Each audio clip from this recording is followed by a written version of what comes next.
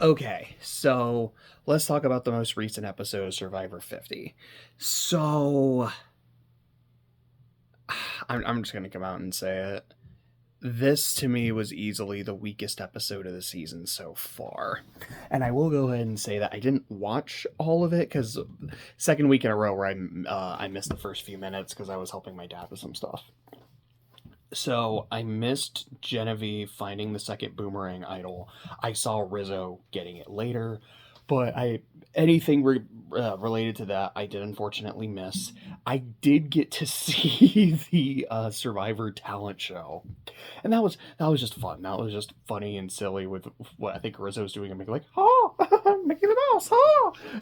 I don't know, like I got a kick out of that, and I think Camilla was like, "Dude, like I haven't watched Mickey Mouse since I was like 4 years old, and I can tell you that's the worst Mickey Mouse I've ever heard." Um, Charlie and Jonathan were having a good time, but Rizzo ends up winning the contest, and then Charlie's just like, I hate losing. I hate coming in second, especially to this guy right here. Like his hatred for Rizzo, dude. I I get it. I understand because he has his like I was saying last week. Like I really like the humanity in Survivor, and so the fact that people play the game and then they play a second time or third or fourth, etc., and they bring the baggage from their previous seasons. I do find that to be genuinely really interesting. So Charlie saying Rizzo just told everyone I didn't vote for my number one. And the reason I lost is because my number one didn't vote for me. Makes me not want to work with Rizzo. It makes me not want Rizzo on the jury. I don't want to deal with that. The irony, of course, being no, Rizzo did end up voting for his number one because as much as I think he was just trying to downplay his relationship with Savannah and how close they were, even though Savannah was gone at that point, it might have just been, look, let me try to keep the story straight so that way, like, I don't get cross checked by anyone and people think I'm a liar.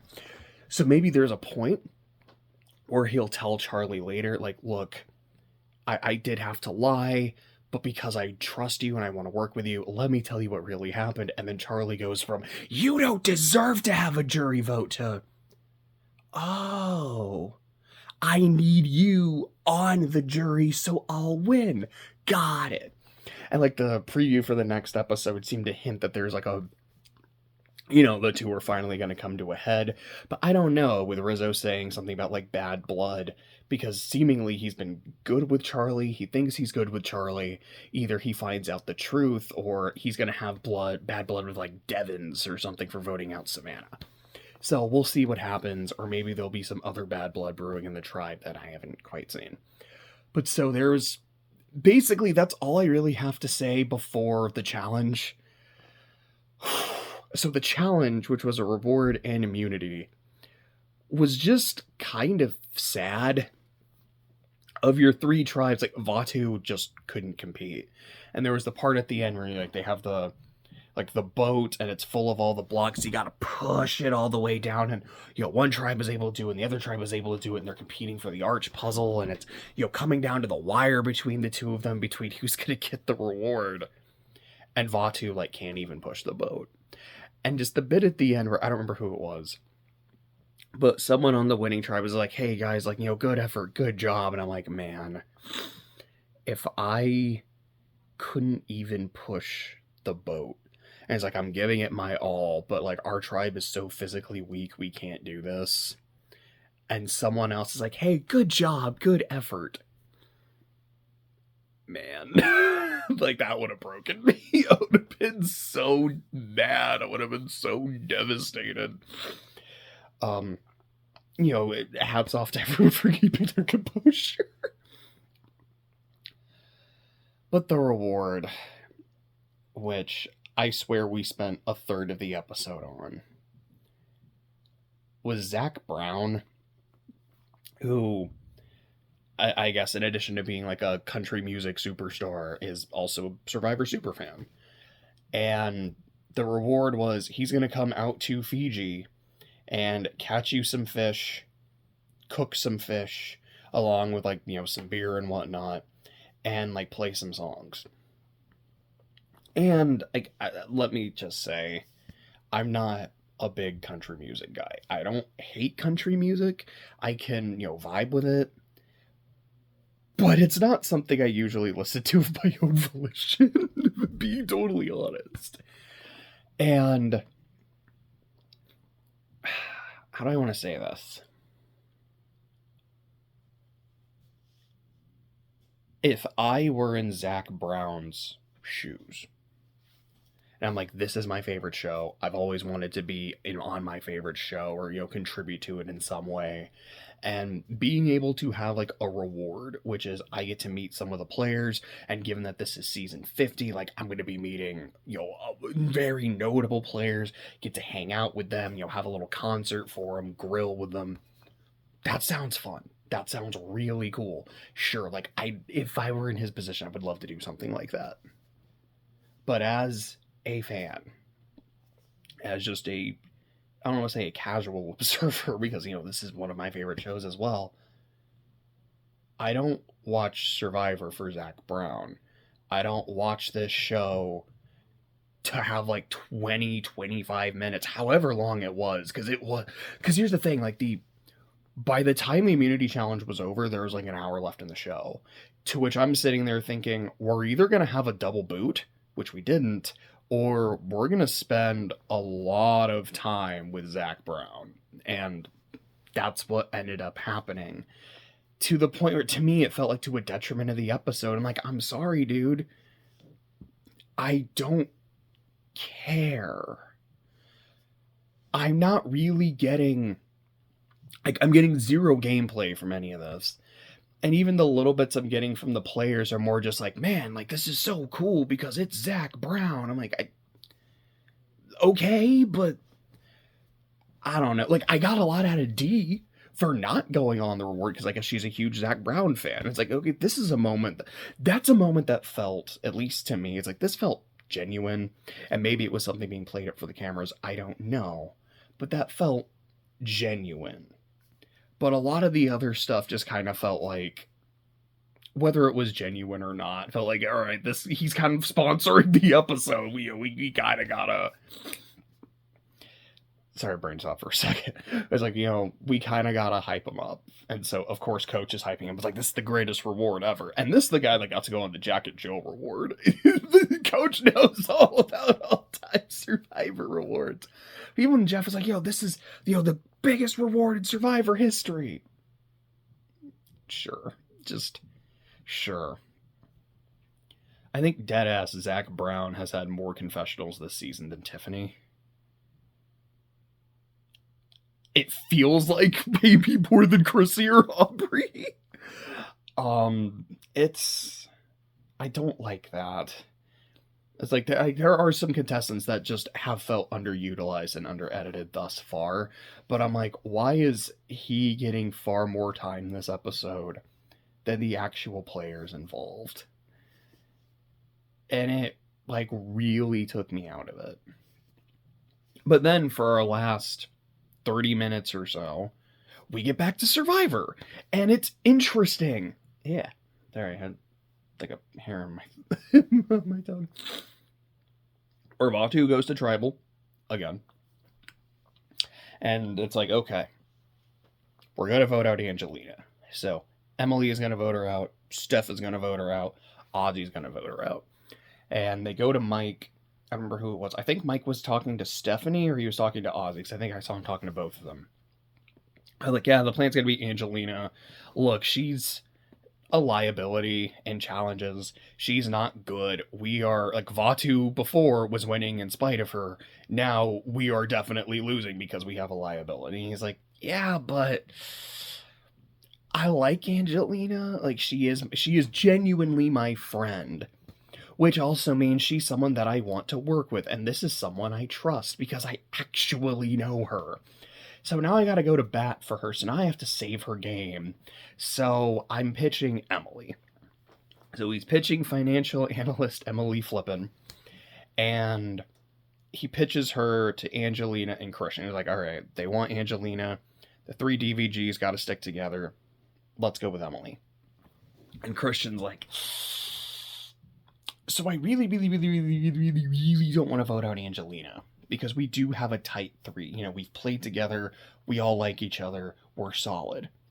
But I've also been working with Emily thus far in the game. I really like Emily, and yeah, there was that snafu where I told her about Aubrey's idol, like as a sign of trust and camaraderie, and then she told everyone, and I'm still kind of mad about that. But I still like her, and I really like working with her. So, do I go with her and, snub Angelina and therefore Mike, or do I stick with Angelina and Mike and, turn on Emily? And, like, what is... He doesn't say this part, but it's also, like, does that have any ramifications with me working with Devons? Because while he was my number one, Emily was also kind of part of our trio. And he's thinking about it, and he talks to Mike, and Mike tells him, the last time you played, Christian, you were really close to someone, and you and Gabby, like, you had this kind of, like, nerd relationship, like, it was really cute, it was really sweet, and then she turned on you. And you're making that exact same mistake with Emily. And as your friend, I don't want you to make that same mistake again. While also kind of saying to himself in confessionals, like, I'm being this Machiavellian schemer. Like, I've got to let Christian know, man. Like, hey, you're doing the same thing, and it's a really bad idea. And, if it's what convinces him to, take my side, maybe I will twist that knife a little bit. And then Christian is sitting to himself, and he's talking in confessionals about how, yeah, Mike's right. I am doing the same thing. And I understand why Gabby did that. In terms of the game, like, it made complete sense. But really thinking about it, that did hurt. And I never really processed how much that did hurt me just from a pure human person-to-person connection. And Mike knew exactly which buttons to push. I don't like that. I don't like that he knew exactly what to do and exactly what to say to get me on board. He's dangerous. And I love Mike. But if he can hurt me like that and affect me like that, then he's got to go. So Christian approaches Stephanie. He's like, okay, there's 6 of us here. We're going to do a 3-2-1. You, me, and Emily will vote Mike. Mike and Angelina are going to vote for Emily. And Ozzy still thinks the plan is Angelina. So if we do this, we have the majority. Technically the majority in 6 would be 4, so this is more of a plurality. But it's like, we will have the majority to get what we need to get done. And Steph is pretty much like, dude, if it's not me, I'm on board. Like, if it's not me, and I think kind of also, if it doesn't, like, deliberately, let me try that again. If it's not me, I'm board. If it doesn't, like, set me up to get screwed over later, I'm also on board. So, getting rid of Mike, someone who's not in my alliance at all, that doesn't screw me over, that doesn't set me up for potentially getting messed up. Let's go. So Christian tells Emily, it's like, okay, you're the plan. Mike wants you. This is what we're going to do. Okay, are we telling Ozzy? We got to tell Ozzy. No, because Ozzy and Mike are actually really close. Ozzy wants to work with Mike. If we tell Ozzy, he's probably going to tell Mike, and then who knows what's going to happen. At that point, it's no longer a 3-2-1. Now it might just straight up be a 3-3, and that's bad, and that's dangerous. So first chance she gets right in front of Christian, Emily starts to tell Ozzy. And there's literally a bit of Christian standing right behind Ozzy, looking at Emily, just going...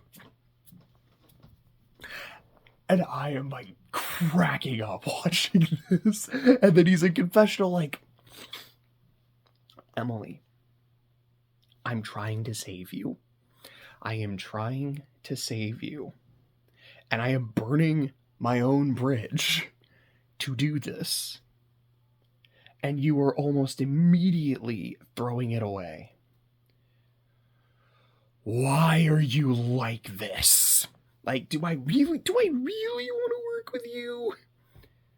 Because I did the Aubrey thing to be like, hey, I didn't get a chance to tell you this before, so I'm going to tell you now. So if you're on the same tribe with her, you should work with her.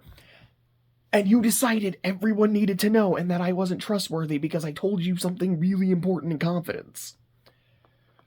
What?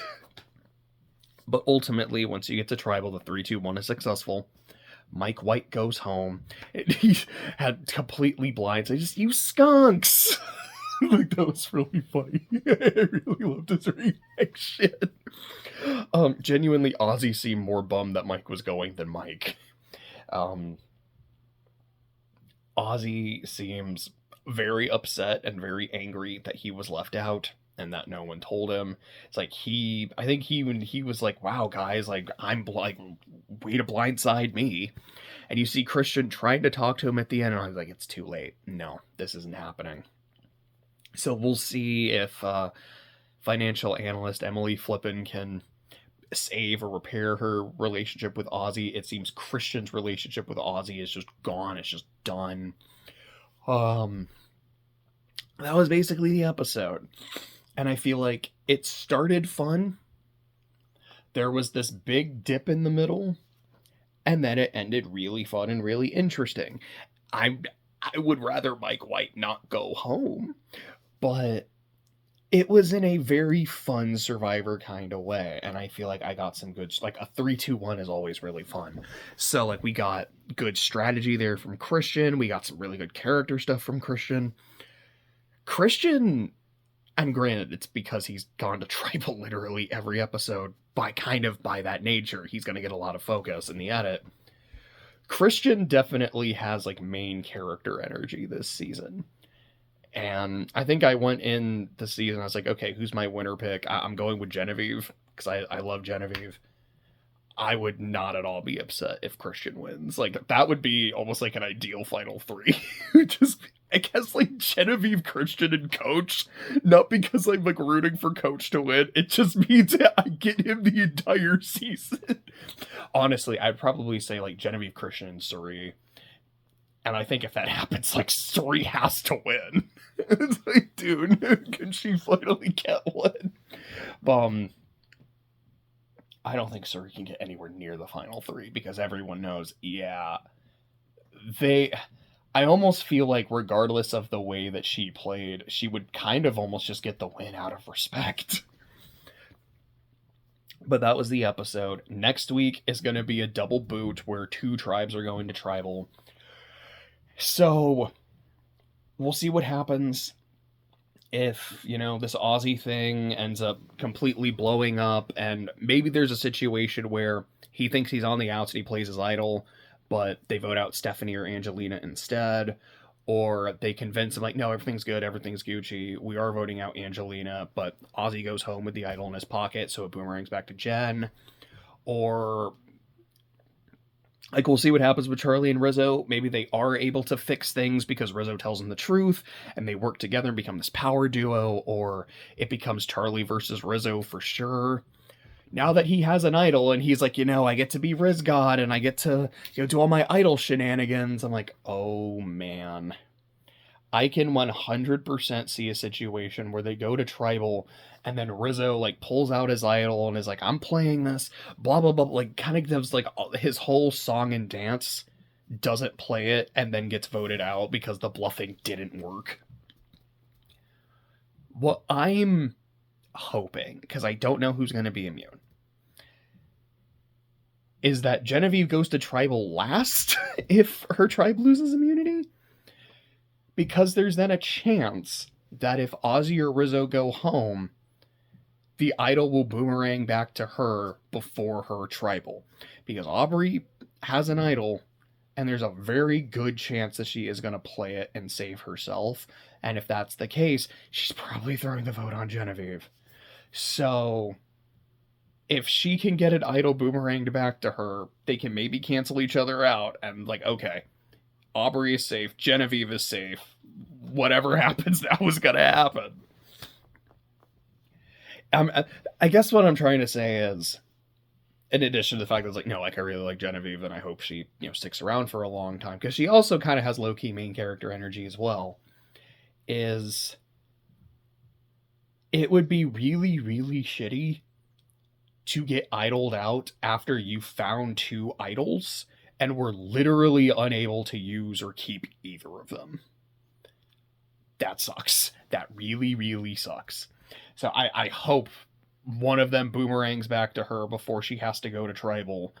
Or maybe she doesn't go to tribal. Maybe her tribe does win immunity, and then it does end up being Ozzy and Rizzo. And I'm not trying to say am waiting for Ozzy to go, but I don't know. He's like, I'm gonna play as Oscar, and we've seen Oscar. I think after this tribal, Oscar's gonna go back to being Ozzy, and we'll see what happens. But also, how many people do we have now? Like 17 or something like that? So I am wondering, when do we merge? Are we going to merge at like 12, 13? Because I think that's generally kind of when the new era has done it. We still have a good amount of people to get through first.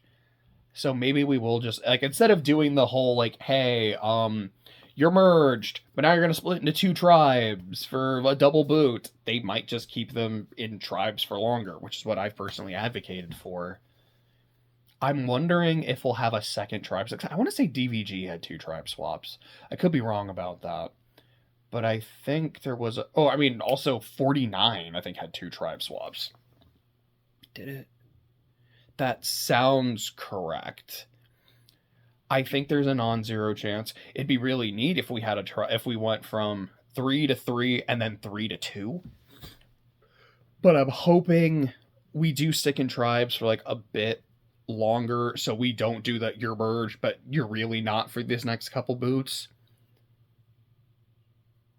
Is there anything else I really have to say? I don't think so. So, see you next week.